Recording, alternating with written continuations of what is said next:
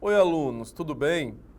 Aqui é o professor Cristiano Souza, de História, do SEMEAC, e eu trago para vocês mais uma super aula aqui da nossa formação geral básica. Olha que tema interessante, mercantilismo.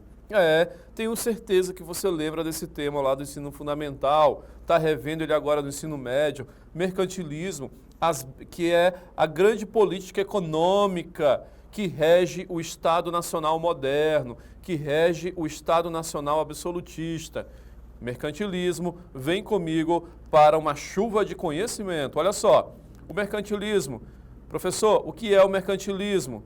Então, olha só, o mercantilismo é uma era de acúmulo de riqueza e poder do Estado entre os séculos XVI e XVIII.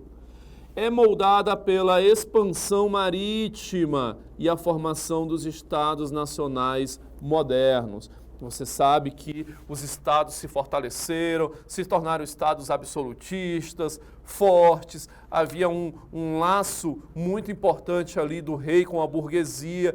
Isso facilitou a expansão marítima e isso moldou a economia desses estados nacionais absolutistas que se formaram na Europa. Então, o mercantilismo ele é uma teoria econômica dominante antes da Revolução Industrial, que definia as relações comerciais e o poder político global. Basicamente, é o poder do rei sobre a economia, o controle do rei, ou seja, o controle do Estado sobre a economia. Isso é a política mercantilista. Tudo bem? Vamos à frente. O que é então mercantilismo? Se te perguntarem e te pedirem uma definição mais assertiva aí sobre o que é o mercantilismo, o que você vai dizer? Você vai responder o seguinte, olha só. O mercantilismo é um conjunto de práticas, ideias econômicas dos estados absolutistas europeus do século XV ao XVIII, ou seja, de 1500 a 1800. Desculpa, gente, eu falei século XV, é século XVI, viu? Século XVI ao XVIII. É baseado no acúmulo de riqueza, cujo objetivo principal é fortalecer o Estado, a nação, através principalmente de metais preciosos, ouro e prata. Não é à toa que aqui na América, tanto o Estado Nacional Europeu português, quanto o Estado Nacional espanhol, que era ali o reino de Aragão e Castela, né? Formou-se aí depois o reino da Espanha, eles buscavam esses metais preciosos nas suas colônias aqui na América. A Espanha explorou muito ouro em suas posses na América. Os portugueses acharam ouro um pouco depois aqui na colônia Brasil, no interior da colônia, região ali do Mato Grosso, Goiás, Minas Gerais, principalmente. Então, assim, por que eles buscavam tanto ouro e tanta prata? Por que eles exploravam tudo isso? Porque a ideia é que quanto mais ouro e prata uma nação tivesse, mais rica ela seria. É um conceito básico do Estado Nacional moderno que estavam aí formados e colonizando várias regiões do mundo, principalmente na América. Isso mesmo. Olha só, então o mercantilismo, ele foi, olha aqui, a doutrina econômica que guiou as políticas dos reinos europeus, buscando a prosperidade, a hegemonia através do controle do comércio e da acumulação de metais preciosos. Isso foi o mercantilismo. Você nunca mais vai esquecer agora o que foi essa política econômica dos estados nacionais modernos europeus. Combinado? Ótimo! Quais são os princípios do mercantilismo? Agora que nós sabemos que o mercantilismo rege economicamente o Estado Nacional moderno, temos que saber o que rege o mercantilismo, não é isso? O que rege o mercantilismo são os seus princípios. E quais são os seus princípios? Você vai aprender agora e nunca mais vai esquecer. Olha só, os princípios do mercantilismo são, primeiro, a balança comercial favorável. Ou seja, é preciso exportar mais produtos do que importar. para garantir um fluxo de riqueza para o Estado. Se você exporta, ou seja, vende para fora, mais do que importa, ou seja, compra lá de fora, você vai acabar tendo um superávit na balança comercial. Se você acaba fazendo o contrário, ou seja, compra mais lá de fora dos outros países, importa mais e exporta menos, ou seja, vende menos, você vai ter aí um déficit na balança comercial. Isso você também já aprendeu em geografia, hein? Então, outro princípio do mercantilismo é esse aqui do meio, o protecionismo alfandegário, que são as taxas e barreiras para desestimular importações, protegendo a produção nacional. É quando, por exemplo, o chefe de uma nação, o rei, enfim, presidente, ele taxa com impostos altos produtos que vêm de fora da sua nação. Isso para proteger os produtores que atuam dentro da nação dele. Ou seja, para proteger esses produtores internos, ele acaba taxando ou sobretaxando produtos que vêm de outra nação, ok? Outro princípio importante aí, o estímulo à manufatura, que é então aí esse estímulo à produção interna para reduzir dependência externa, com subsídios estatais, ou seja, ao invés de você comprar lá de outro país um produto de forma perpétua para sempre, então você dá estímulos fiscais, ou seja, abate impostos, desconta impostos, para que uma empresa venha produzir dentro da sua nação. Ou para que uma empresa da sua nação consiga emergir e começar a produzir aquele produto. Então o governo aí dá estímulos para que essas empresas produzam dentro do território. Esses três pilares que vocês veem aí, ó, esse pilar da balança comercial favorável, do protecionismo alfandegário e do estímulo à economia, são os três pilares principais do mercantilismo. E estes pilares, olha aqui embaixo, estes pilares visavam consolidar o poder econômico do Estado. E, junto com o poder econômico do Estado, estava o poder econômico do rei. Certo, pessoal? Isso garantia a autossuficiência e a acumulação de metais preciosos, ou seja, a acumulação de riquezas. E quais são as bases do mercantilismo, professor? Agora eu sei quais são os princípios. Você sabe. Agora você precisa entender quais são as bases desse sistema. E agora você vai entender, sim, óbvio. Claro, olha só, ficou fácil. Bases do mercantilismo. Nós temos aí, basicamente, 4 bases do mercantilismo. O metalismo, ou bulionismo, como era chamado, que é o acúmulo intensivo de ouro e prata como medida de riqueza e poder de uma nação. Essa daí é a base principal, tá? O colonialismo, que vem em seguida, que é a exploração de colônias como fontes de matéria-prima e mercados exclusivos para a metrópole, como o Portugal, por exemplo, encarava o Brasil, tá? Então o Brasil é a nossa colônia, vamos exercer o colonialismo sobre o Brasil, assim pensavam os portugueses. E aí eles vêm aqui, exploram o pau-brasil, depois exploram o açúcar, e tudo isso é riqueza para eles. Depois encontram ouro no interior da colônia, exploram esse ouro também. Uma outra base aí do mercantilismo, os monopólios comerciais, concessão de direitos exclusivos a companhias pelo Estado para controlar rotas e produtos. E outra base, aí, a quarta base, é a intervenção estatal. O que é uma intervenção estatal, professor? É a intervenção do Estado. Estatal, Estado, ok? Não esquece nunca mais. É o controle rígido da economia pelo governo central para direcionar a produção e o comércio. É o Estado controlando e intervindo na economia.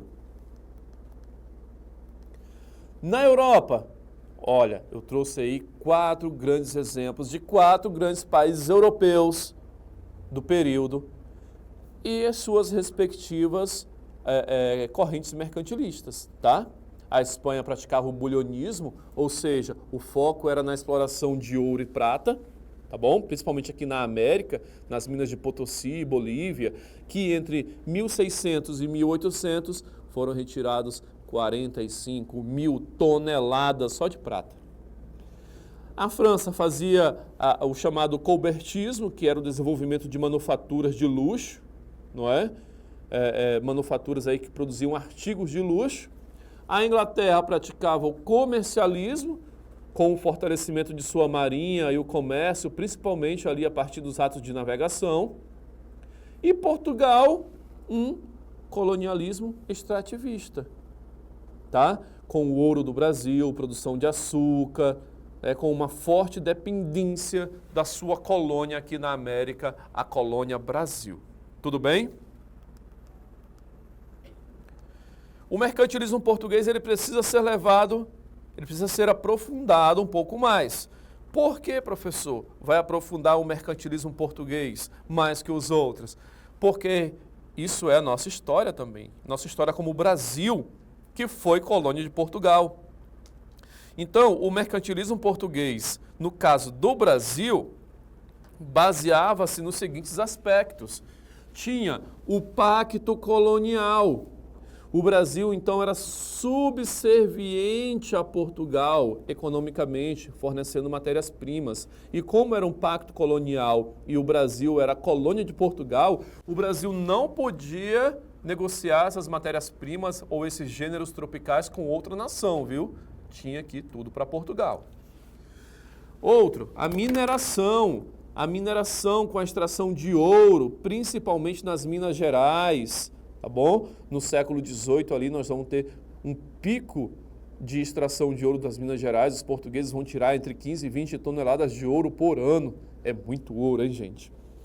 Outro aspecto aqui, ó, a agricultura, com a monocultura principalmente da cana-de-açúcar entre os séculos XVI e XVIII, com a mão de obra escrava africana principalmente. E o Tratado de Menteun, em 1703, onde os vinhos portugueses eram trocados por lã inglesa, o que desfavorece demais as manufaturas de dentro de Portugal.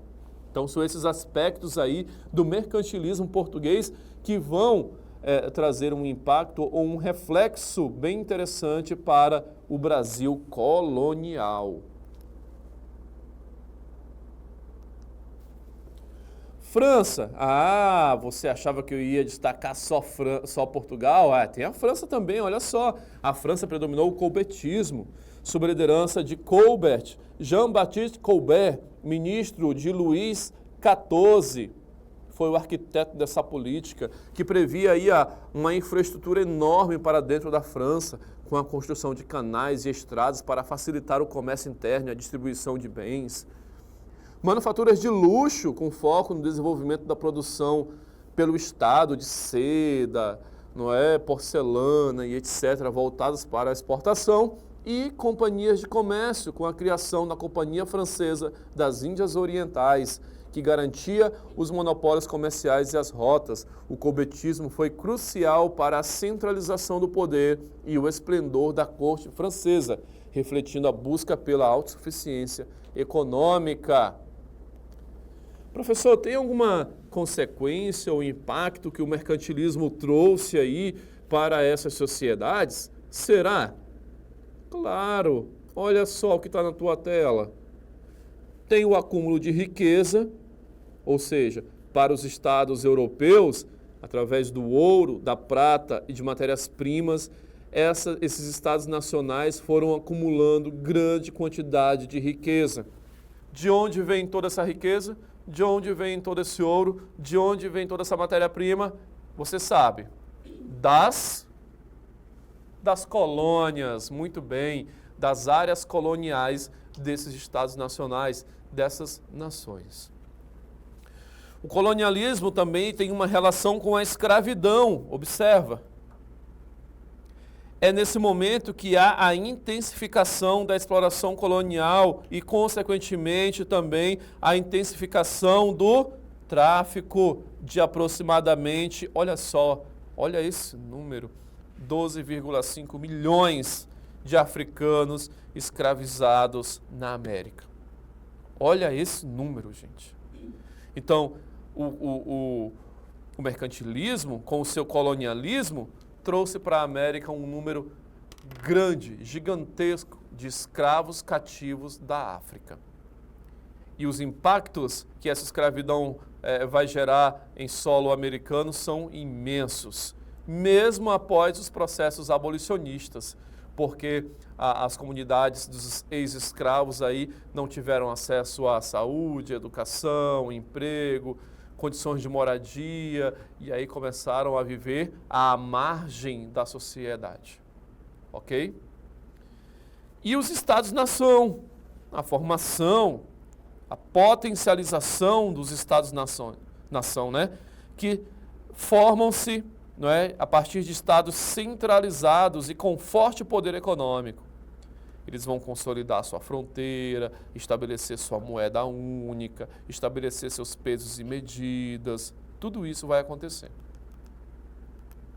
Podemos concluir, então, que o mercantilismo é uma teoria econômica que fortaleceu os estados absolutistas do século XVI ao XVIII, que tem como principais características o metalismo, a balança comercial favorável e o protecionismo, além do colonialismo, que deixou de legado para as sociedades, tanto na Europa quanto na América, o fato de que contribuiu para a ascensão europeia, mas também gerou exploração e conflitos por recursos e mercados.